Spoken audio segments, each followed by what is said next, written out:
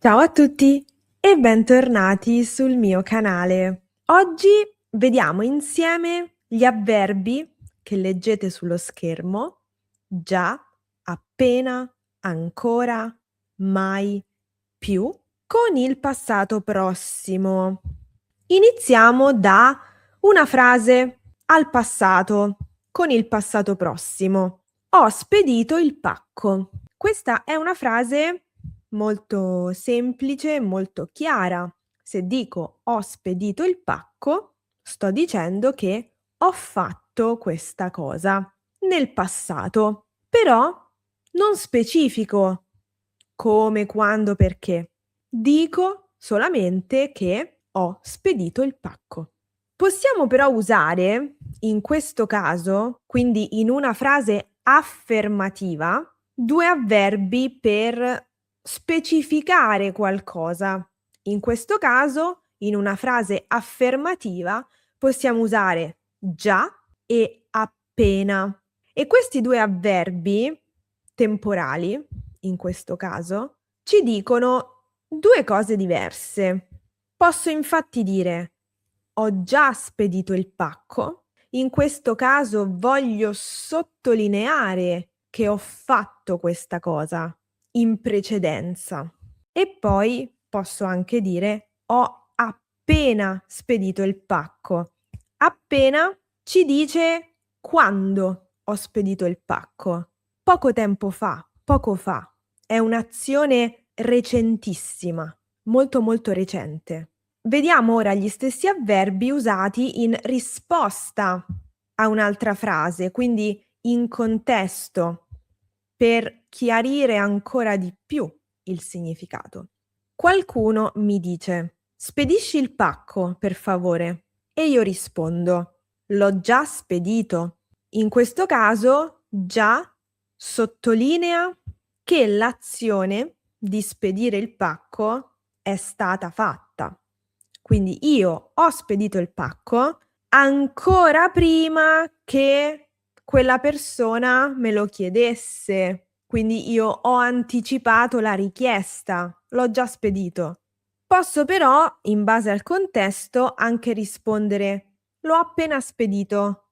È sempre un'azione nel passato, avvenuta nel passato. Però in questo caso, usando l'avverbio appena, sto comunicando che ho spedito il pacco poco fa, l'ho appena fatto. Quindi in entrambe le risposte io sto dicendo che ho spedito il pacco. Cambia un po' l'intenzione comunicativa. Quindi molto importante da ricordare è che usiamo già e appena in una frase con il passato prossimo affermativa.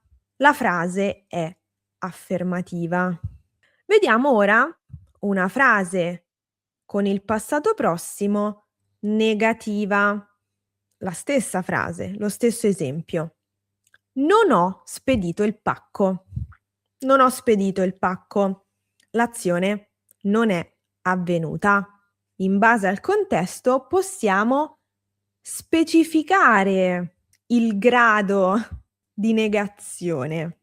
Cioè, se dico non ho ancora spedito il pacco, sto dicendo che devo spedire il pacco, è in programma, devo fare questa cosa, non l'ho ancora fatta.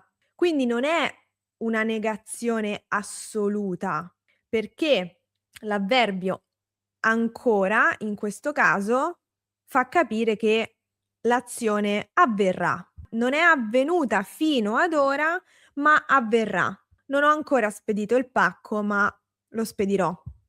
Al contrario, se uso l'avverbio più, non ho più spedito il pacco, sto comunicando che era in programma l'azione, ma poi non l'ho fatto. Quindi dovevo spedire il pacco, ma poi non l'ho più spedito. Vedete la differenza? Vediamo gli stessi esempi in contesto. Quindi qualcuno mi chiede: hai spedito il pacco? Non ancora, ma lo farò. Hai spedito il pacco? Non più. Non ho avuto tempo. Importante da ricordare: usiamo gli avverbi ancora e più in una frase con il passato prossimo negativa, quindi con la negazione non. Anche l'avverbio mai è un avverbio negativo, quindi è usato in una frase negativa con la negazione non oppure in una domanda. Leggiamo queste frasi. Non ho mai spedito il pacco. Non ho mai spedito il pacco. L'azione non è avvenuta. Se dico non ho mai spedito il pacco, la questione del pacco è chiusa. Posso anche usare mai in una domanda e chiedere: hai mai spedito il pacco? E in questo contesto specifico è una domanda di curiosità. Toglimi una curiosità. Hai mai spedito quel pacco alla fine? In questo caso, in una conversazione informale, potreste sentire anche: hai più spedito quel pacco alla fine? Quindi con più al posto di mai. Però il significato è lo stesso. È una domanda per chiedere con curiosità che fine abbia fatto quel pacco. Però, e questo è, diciamo, un cambio di punto di vista interessante, se cambiamo l'articolo, se diciamo un pacco al posto di il pacco, cambia contesto. Non siamo più in un contesto in cui abbiamo già parlato di questo pacco e quindi conosciamo l'oggetto della conversazione. Se dico: hai mai spedito un pacco?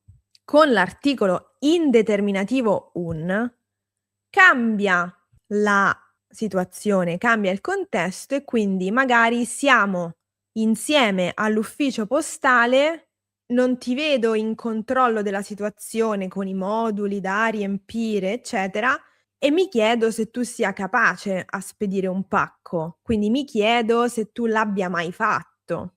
E quindi chiedo: hai mai spedito un pacco? Mi chiedo se tu sia in grado di farlo. L'hai mai fatto? Perché dal tuo comportamento sembra di no.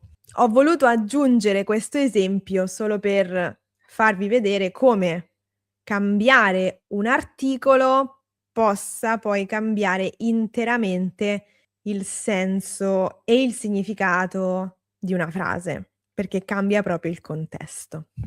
Questa è una curiosità. Bene, questo è l'uso di già, appena, ancora, mai e più con il passato prossimo. Va bene? Questo è tutto per la lezione di oggi. Se avete domande o dubbi, scrivetemi nella sezione dei commenti qui sotto. Se questa lezione vi è stata utile, mettete mi piace alla lezione. Io vi ringrazio per averla guardata e vi do appuntamento alla prossima. A presto! Ciao!